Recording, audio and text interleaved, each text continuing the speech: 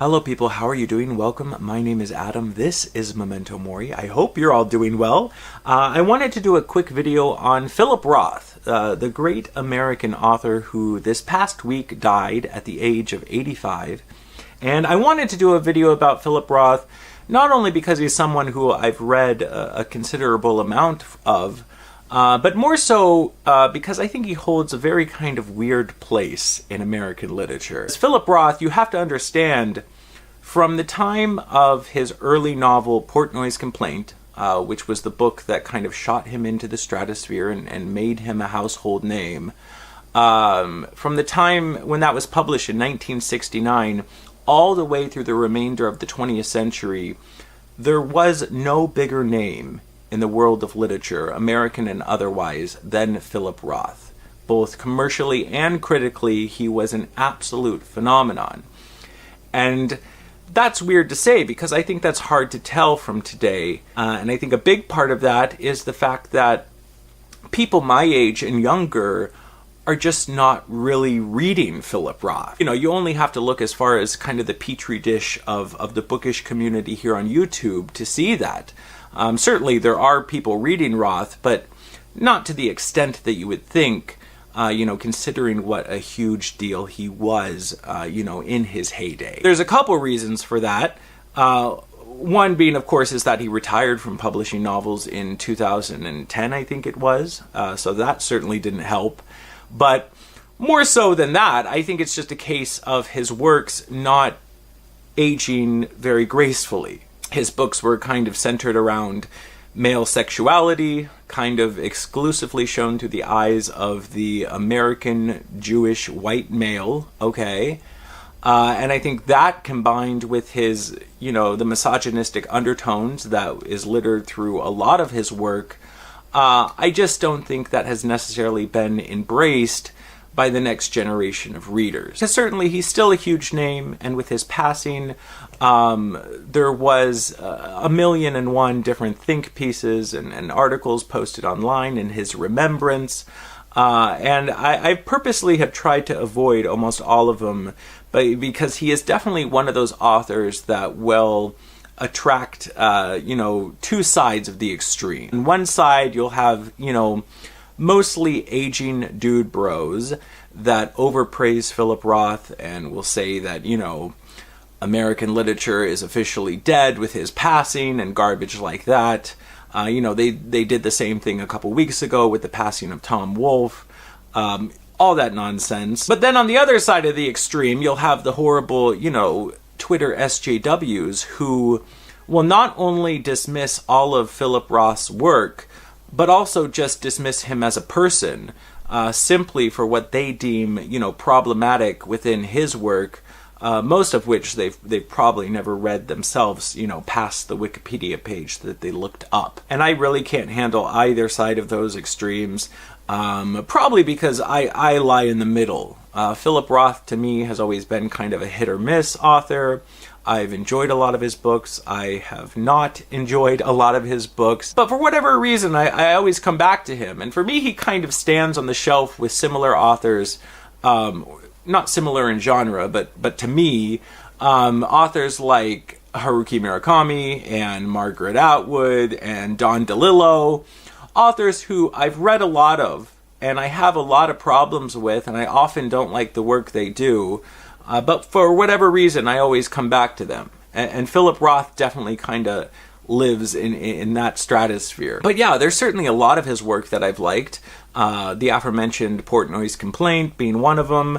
I actually reread Portnoy's Complaint a couple years ago, and I still think it holds up so well. I think it's a hilarious novel. It's a coming-of-age story about a young American Jewish boy. It's commonly called his masturbation book, which certainly, jerking off plays a very wide role in many of his novels. But it is more than that. And again, you can't be underestimated how huge that book was. In 1969, everybody was reading Portnoy's Complaint, okay? Everybody. It was that book that everybody talked about, on their lunch breaks at work. It was that book that every kid, sneaked into their parents' bedroom to get a peek of. it was this total phenomenon. I also really love The Plot Against America, which I think is one of his most underrated novels. Following the 2016 U.S. elections, there was this big push, right, to revisit kind of dystopia and speculative classics of the past.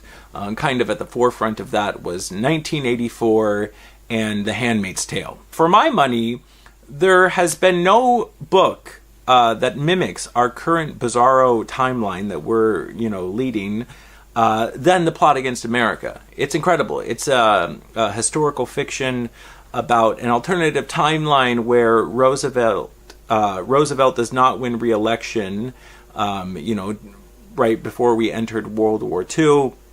And instead, a celebrity wins. In this case, Charles Lindbergh. Okay, he wins election after being for the presidency after being propped up by white nationalists. Okay, and he becomes president, and the U.S. never enters the fight against the Nazis. In fact, Lindbergh creates an alliance with Hitler.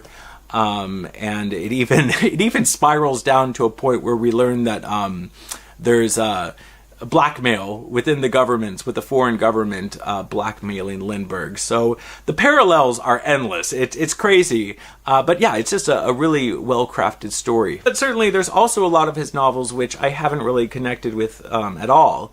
And at the forefront of that would definitely be American Pastoral, which, I mentioned I was trying to avoid kind of articles and whatnot about Philip Roth following his death. But I did read one, and I don't even know if it's new, but it's a list of kind of well-known authors where they each talk about their favorite Philip Roth novel. And over half of them list American Pastoral as their favorite. And it certainly is kind of regarded his most, critically acclaimed piece and kind of the center point of his body of work. But yeah, I read it for the first time last year, and I was left completely indifferent about the whole thing. I don't think it's anywhere near, the great American novel that it so desperately wants to be. On the eve of Philip Roth's passing away, I started what will be my seventh novel read of his, Operation Shylock, and kind of the perfect book to pick up. One, because it's one of his beefier novels, so it's nice to kind of sink into it. But also because it has double the Roth, okay? And Philip Roth was known for kind of pretty much all of his books to some extent being about himself. His most famous character, Zuckerman, which was the protagonist of many of his novels, was certainly an alter ego of himself.